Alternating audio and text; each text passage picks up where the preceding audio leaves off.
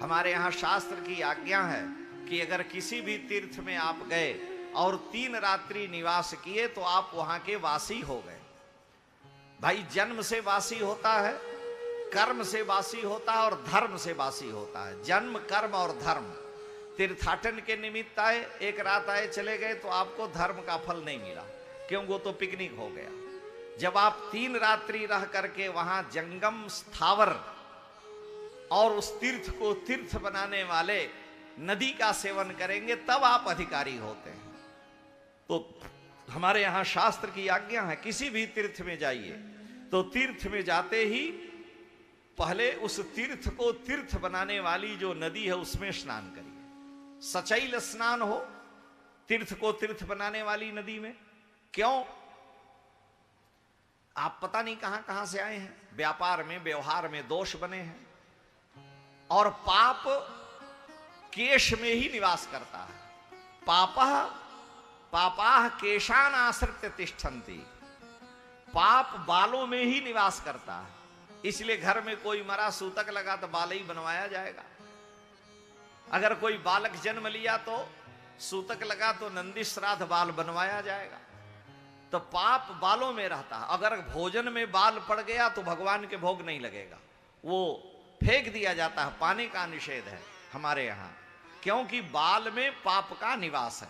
तो हम घर में रहे अनेक प्रकार की जहरीली दवाओं से गेहूं अन्न पैदा किए और उसको खाए, तो जो दोष पाप उन जीवों के मारने का लगा, तीर्थ में गए, सिर के बाल बनवा करके तीर्थ में स्नान किया तो पाप का क्षय हुआ। फिर उस तीर्थ का 1/3 नाश हो गया। 1/3 उस तीर्थ के जो स्थावर देवता हैं, श्री कनक बिहारी जी, श्री हनुमान जी, श्री राम लला सरकार, श्री मणिराम छावनी सरकार ठाकुर जी, तो इनके दर्शन से 1/3 पाप नष्ट हो गया। और जो 1/3 पाप बचा था उस तीर्थ के जो जंगम देवता हैं उनका दर्शन वंदन करने से करता है। जंगम देवता माने चलते फिरते देवता, संत हैं, गऊ हैं, ब्राह्मण हैं, इनका दर्शन करने से, विशेष करके तपस्वी साधु पुरुषों का दर्शन करने से। तो जीव के जो पाप हैं, दोष हैं, तीर्थ में तीर्थ बनाने वाली नदी में स्नान, फिर जंग स्थावर देवता का दर्शन और फिर जंगम देवता का दर्शन, और उसके बाद उनको कुछ न कुछ देना। आप आए हैं तो बिना दिए अगर गए तो दोष है। क्यों? कि अन्नम दाने न शुद्धति। तो अन्न लेके नहीं आए तो अर्थ से उसको शुद्धि करे। दरिद्र नारायण को 5 रुपया दीजिए जिससे उनको आधा पेट भोजन हो जाए, पूरा पालें, ये ठीक नहीं। भगवान का दर्शन करने गए तो वहां आपको कम से कम भगवान के भोग के लिए दान करना चाहिए। और किसी संत महात्मा के यहाँ गए और वहां भोज भंडारा चल रहा है, 150 लोग हैं, तो वहां दान का विधान अलग है। भाई कम से कम इतना तो करिए कि एक एक ग्रास सबके मुंह में आ जाए। नमक डालने से पुण्य नहीं होता है।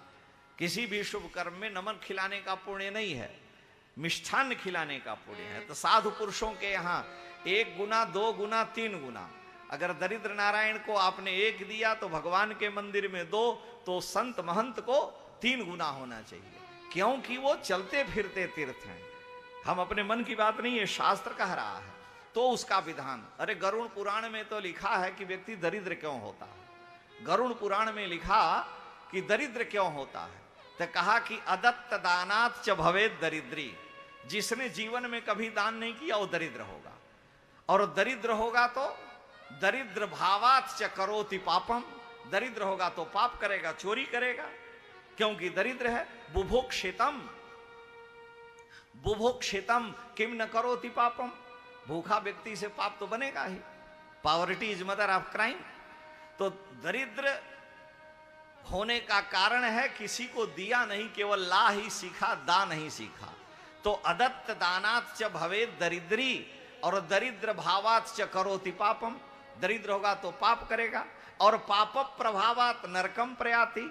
पाप करेगा तो नरक जाएगा। अशेष भोग बचा रहेगा तो पुनर्दरिद्री पुनरेव पापी। फिर दरिद्र होगा, फिर पाप करेगा।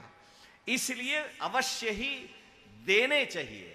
आप अपने लिए 56 भोग बनाए हैं, कोई भूखा आपके दरवाजे पर आ गया, तड़फ रहा है, अपने खा करके आपको उतना सुख नहीं मिलेगा जितना उस भूखे को अगर आपने आज भोजन दे दिया, कई दिनों तक आपका मन प्रसन्न रहेगा। बेचारा तड़फ रहा था, अपने खाने से वो सुख नहीं मिला, देने में जितना सुख है। इसीलिए हमारे यहां लिखा है पद्म पुराण में, ब्रह्मवैवर्त पुराण में आया कि द्वावंभस्य निवेष्टव्यौ, महाभारत का ये श्लोक है, वहां भी लिखा है द्वावंभस्य निवेष्टव्यौ गले बद्ध्वा दृढ़ाम शिलाम। दो लोगों के गले में बड़ा भारी पत्थर बांध करके और अंभस माने समुद्र में, नदी में डुबा देना चाहिए दो लोगों को। ये महाभारत में भगवान वेदव्यास कह रहे हैं। द्वौ अंभस निवेष्टव्यौ, अंभस माने जले, दो लोगों को जल में डुबा दे, लेकिन वैसे डूबेंगे नहीं, तैर जाएं तो भारी पत्थर बांध के गले में, गले बद्ध्वा दृढ़ाम शिलाम, बड़ा भारी पत्थर बांध के डुबा दे। किनको किनको? तो उसमें लिखा कि धनवंतम अदातारम, जो धनी है लेकिन दान नहीं करता तो उसके गले में पत्थर बांध करके डुबा दीजिए। और दरिद्रम चा तपस्विनम, और दरिद्र है, तपस्या नहीं करता है, भजने नहीं करता है, तो उसको भी गले में पत्थर बांध करके डुबा देना चाहिए। क्योंकि ये नरक से आया है और अब मानव शरीर किसी कारणवश मिल गया, दरिद्र हुआ और फिर चोरी, फिर वही पाप करने लगा।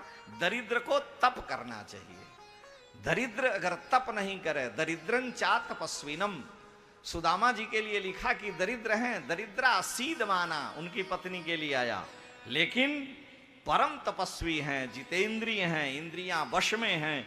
सुदामा जी की तपस्या विलक्षण है। तो दरिद्र अगर तपस्या न करे और धनी अगर दान न करे तो उसके गले में पत्थर बांध के डुबा देना चाहिए। इसीलिए जो भगवती अयोध्या हैं ये परब्रह्म स्वरूपा हैं और सरजू साक्षात सगुण ब्रह्म का स्वरूप हैं। परम प्रेम में भगवती सरजू का जल है और यहाँ के रहने वाले सभी जगन्नाथ हैं, भगवत विग्रह हैं। तो 3 रात्रि रहने पर आप तीर्थ के वासी कहे जाएंगे। और अगर यहाँ आकर के जन्म कहीं हुआ, यहाँ आए और यही कर्म धर्म साधु बन गए तो आप भी अयोध्यावासी हो गए। और जन्म हुआ तो वासी हैं ही। तो जन्म से, कर्म से और धर्म से 3 प्रकार से उस तीर्थ में रहने का सौभाग्य मिलता है और तीर्थ अधिकार देता है कि अब हमारे यहाँ ये रह सकता है। काशी की परंपरा है कि कोई काशी में अगर 15 दिन 20 दिन रहता है तो उसे काल भैरव की शरण में जाना चाहिए। अगर नहीं गए तो काल भैरव जी आधी व्याधि लगा करके उनको भगा देते हैं, क्योंकि वो वहां के कोतवाल हैं। तो तीर्थ में ये विशेषता है।